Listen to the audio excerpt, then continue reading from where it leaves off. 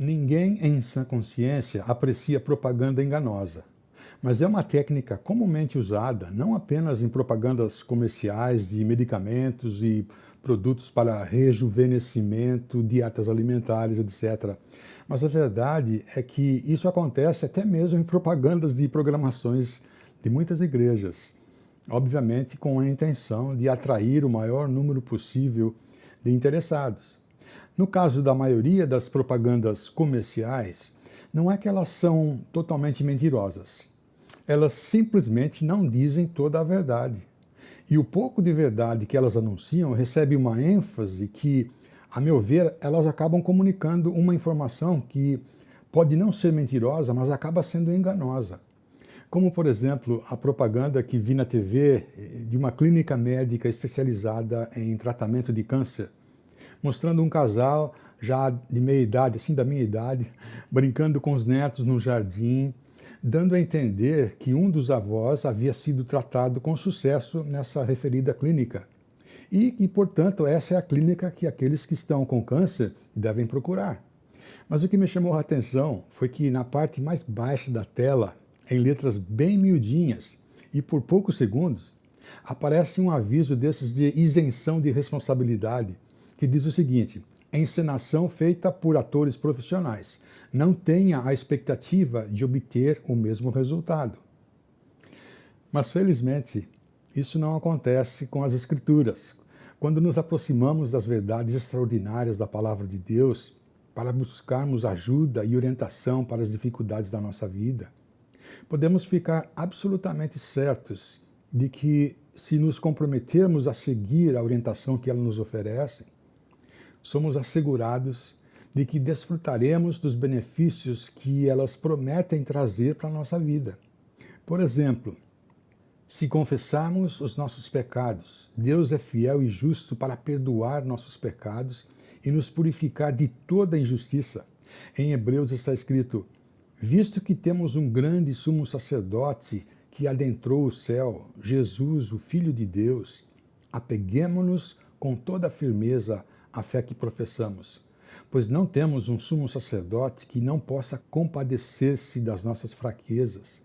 Assim, aproximemo-nos do trono da graça com toda a confiança, a fim de recebermos misericórdia e encontrarmos graça que nos ajude no momento da necessidade.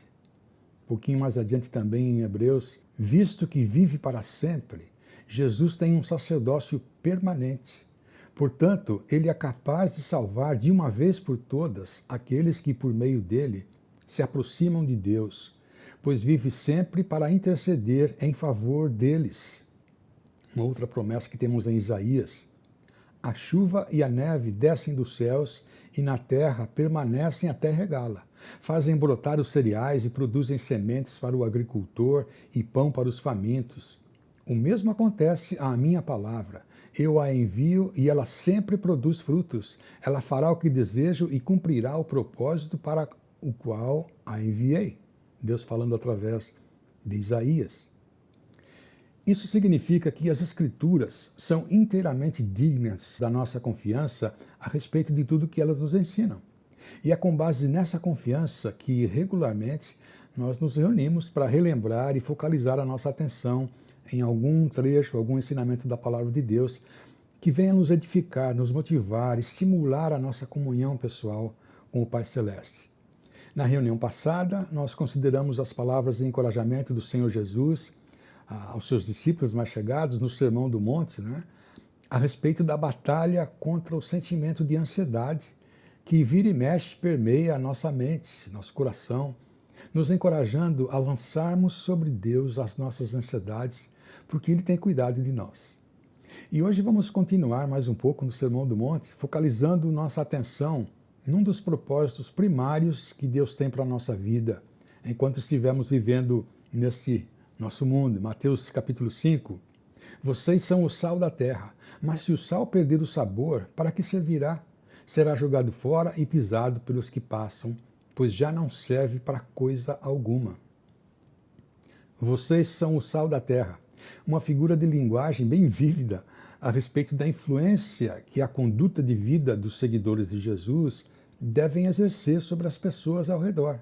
A comparação entre a função que o sal tem na preparação de alimentos com a função que os cristãos devem ter sobre as pessoas com quem se relacionam, né? E aparentemente as pessoas que estavam ouvindo, elas não necessitaram de uma aula culinária de Jesus para que pudessem entender aquela analogia que ele estava fazendo. Ninguém interrompeu Jesus pedindo uma explicação, ou quem sabe Mateus decidiu não registrar para nós, né? Mas no cerimonial do sacrifício dos holocaustos, isto é, o sacrifício em que aquilo que estava sendo oferecido era totalmente consumido pelo fogo. Na época do Velho Testamento, Deus regulamentou o uso do sal sobre os animais sendo sacrificados para servir como um símbolo da permanência, da durabilidade da sua aliança com o povo de Israel. O livro de Levíticos, Números, 2 Crônicas, Ezequiel, eles mencionam a respeito da aliança de sal que Deus fez com Israel. O sal, por causa da sua resistência ao fogo ali no sacrifício, simbolizava a permanência do compromisso de Deus com Israel. Mas aqui no Sermão do Monte, Jesus usou o sal com o sentido de sua função normal, como ele é usado na preparação de alimentos, isto é, como sendo um tempero que dá sabor ou que altera o sabor de alimentos. E é uma analogia para ressaltar ou relembrar que o modo de viver de um cristão verdadeiro deve influenciar o ambiente em que ele vive.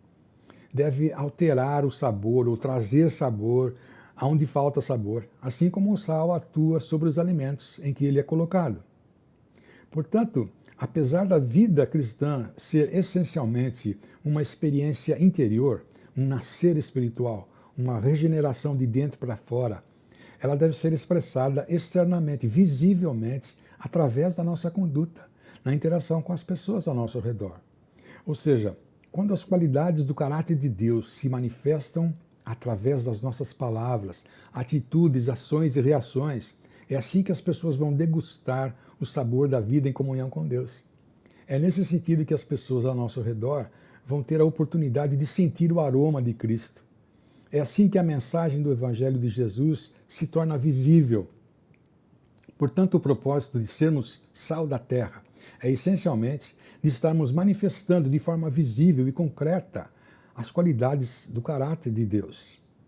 Agora, uma característica do sal que eu acho muito interessante é a capacidade de alterar ou de realçar o sabor dos alimentos. Por exemplo, uma fatia de picanha grelhada, como alguns de vocês churrasqueiros sabem fazer com maestria, né? O sal faz toda a diferença. E uma outra característica que é também interessante é a quantia desproporcional de sal que é necessária para realçar o sabor de um prato de sopa, por exemplo. Uma simples pitada de sal é capaz de salgar um bife inteiro, não é mesmo? Talvez essa também possa ser uma das implicações da analogia que Jesus estava fazendo com o sal, deixando claro que a manifestação do poder de Deus não depende de uma grande quantidade de discípulos, mas sim da fidelidade dos que são discípulos em terem uma conduta que evidencia a ação da graça de Deus em suas vidas. Ser discípulo de Jesus é ser um instrumento, é ser um veículo da bondade e misericórdia de Deus. Na época em que Jesus andou nesse mundo, não havia tantas denominações religiosas como nos dias de hoje, mas havia grupos religiosos em Israel que, à semelhança de sal insípido, eles não evidenciavam o sabor da graça de Deus em suas vidas. O que eles evidenciavam era nada mais do que uma fé baseada em rituais e cerimônias, uma fé apenas de aparência, que o Senhor Jesus comparou a sepulcros caiados. E foi dentro desse contexto que o Senhor Jesus falou diretamente ao grupo dos seus discípulos mais chegados, fazendo a declaração extraordinária de que eles eram ou deveriam ser o sal da terra. Aquele grupo que, na sua maioria, era formado de pessoas comuns, sem um alto nível de escolaridade, sem um pedigree social. Jesus reuniu aquele grupo e disse: vocês são aquilo que Deus quer usar para trazer sabor ao mundo. O seu modo de viver será o tempero do poder e da graça de Deus sobre a vida das pessoas ao seu redor. Podemos seguramente presumir que Jesus queria que seus discípulos estivessem conscientes das implicações que aquela declaração teria para o dia a dia da vida deles. Era uma convocação para que eles se comprometessem a levar o sabor aonde havia dissabor. Ser sal da terra é uma convocação para que o nosso modo de viver, nossas palavras, atitudes, ações e reações tragam à tona a perspectiva da vida de Deus. Ouvi alguém dizendo que Deus quer usar pessoas meramente humanas para dar uma pitada da sua graça sobre o mundo. Ser sal da terra é também uma convocação para que a nossa conduta de vida mantenha viva essa percepção ensinada por Jesus de que os seus seguidores são de fato o sal da terra. Assim como o sal não assimila o sabor e nem o odor do alimento sobre o qual ele é colocado, nós somos chamados a permanecer e a prosseguir salgando, prosseguir experimentando e compartilhando o poder extraordinário que Deus tem para intervir e transformar a nossa vida, trazendo sabor à nossa vida, para que sejamos úteis no reino de Deus. Enquanto que uma vida cristã insípida é um modo de viver que não manifesta evidências da presença de Deus, que não está experimentando uma transformação de caráter, de mente e coração. Ou seja, é uma fé infrutífera, que não passa de ser apenas religiosidade, uma fé sonsa, fingida, sem sabor, que ao invés de atrair, afasta as pessoas de Deus. Portanto, a convocação do Senhor Jesus para sermos o sal da terra significa que nossas atitudes, palavras, ações e reações devem influenciar o ambiente em que vivemos, afetar a vida das pessoas com quem convivemos, fazendo vir à tona a perspectiva da sabedoria de Deus para as situações da nossa vida, para que elas sejam temperadas com o sabor da vida de Deus. Devemos confrontar os valores éticos humanos com os valores éticos estabelecidos pela palavra de Deus. Compartilhar as boas novas do Evangelho para aproximar as pessoas de Deus, aqueles que estão longe. Então, ser sal da terra também significa que precisamos continuamente cultivar as qualidades e valores do caráter cristão. É isso que vai nos proteger de nos tornarmos insípidos e, consequentemente, inúteis para o reino de Deus. Os 3 anos de ministério público de Jesus é um exemplo bem prático do significado dessa convocação que ele fez aos seus discípulos, aos seus seguidores, a nós. Jesus não se limitou a anunciar o evangelho somente nas sinagogas, isto é, ele não ficou confinado a um saleiro. Quando lemos os evangelhos, Mateus, Marcos, Lucas e João, fica bem óbvio que Jesus ele queria salgar todo tipo de pessoas, indo aos mais diversos tipos de eventos, festividades e locais geográficos. Não havia somente um lugar onde as pessoas deveriam ir para ouvir os seus ensinos. Jesus não andava somente pelas vias principais da cidade, mas ele ia até onde as pessoas moravam, na casa de Zaqueu, de Jairo, de Marta e Maria. Ele foi a casamentos, enterros, festas e banquetes. Ele ensinou em lugares planos, em colinas, próximo a plantações, florestas, campos. Usava a criação para ilustrar seus ensinamentos. As ervas do campo, os lírios, os pardais, as árvores, a videira. Ele ensinou à beira-mar e até navegando sobre o mar, né? Dizem até que Jesus foi o primeiro surfista do planeta. Mas o fato é que o Senhor Jesus estava enfatizando aos seus seguidores, dizendo que eles eram sal da terra, era que a fé que eles deveriam espalhar deveria ser expressada em todas as dimensões da nossa vida. Porque o sal que fica no saleiro é totalmente inútil, não salga coisa alguma, né? Jesus manteve o seu coração aberto para todo tipo de gente. Pessoas oprimidas, doentes, comerciantes, donas de casa, ricos, pobres, religiosos, pessoas endemoniadas, meretrizes, cobradores de impostos corruptos. Jesus oferecia amizade, mas sem cumplicidade. Ele preservou a diferença entre sal e terra, levando esperança a quem estava sem esperança, levando ânimo e coragem a quem estava abatido, levando perdão a quem estava condenado. Era como se ele usasse uma camiseta com os dizeres: o que cair na rede é peixe. Foi o próprio Jesus quem disse: o reino dos céus é como uma rede de pesca, que, tendo sido lançada ao mar, recolhe todo tipo de peixes. Jesus advogou fielmente contra a segregação e o racismo religioso. Ele não fazia acepção de pessoas. Jesus também não proclamava uma fé em si mesmada, uma fé egocêntrica, alienada das necessidades das pessoas ao redor. Quando consideramos o conteúdo dos seus ensinos, os cenários por onde ele andou e os relacionamentos pessoais que ele cultivou, podemos perceber que Jesus ele abordava muito mais temas relacionados à vida cotidiana, próximos da realidade humana, né? E bem menos a respeito de temas relacionados à vida celestial, como, por exemplo, a vida dos anjos e arcanjos, etc. Ele falou sobre o fascínio do amor à prosperidade material, a respeito do uso indevido de talentos e recursos pessoais. Falou sobre religiosos que são indiferentes às necessidades humanas do seu próximo. Falou a respeito de ser prudente como alguém que constrói uma casa em terreno firme, ao invés de ser insensato como quem constrói uma casa num terreno arenoso. Falou sobre pagar impostos ao governo, sobre práticas imorais como adultério. Falou sobre fazer juramentos falsos, sobre atitude de vingança, sobre amar os inimigos, sobre a prática de boas obras, sobre as preocupações da vida. A fé proclamada por Jesus não era de forma alguma uma fé voltada para dentro de si. Era uma fé que devia ser vivenciada, afetando todas as áreas da vida. Portanto, a convocação de Jesus a todos que se consideram como sendo seus seguidores, como sendo seus discípulos, é para que sejamos o sal da terra. Isto é, não devemos confinar o nosso testemunho cristão somente a ambientes onde nós somos a maioria absoluta, né? Dentro do saleiro, dentro das quatro paredes de uma igreja local. Não há dúvida de que falar e cantar sobre o amor de Deus no meio de outros irmãos, junto com outros irmãos, é importante para a nossa edificação enquanto estivermos nesse mundo. Isso equivale a sermos sal no saleiro e não sal da terra. É um chamado para mantermos o nosso coração aberto a todo e qualquer tipo de pessoa com quem tenhamos contato. E claro, sem nos tornarmos cúmplices da conduta de vida errônea ou imoral com que porventura essas pessoas estejam envolvidas. Mas o fato é que enquanto o sal estiver dentro do saleiro, ele está incapacitado para salgar ou temperar qualquer que seja o alimento.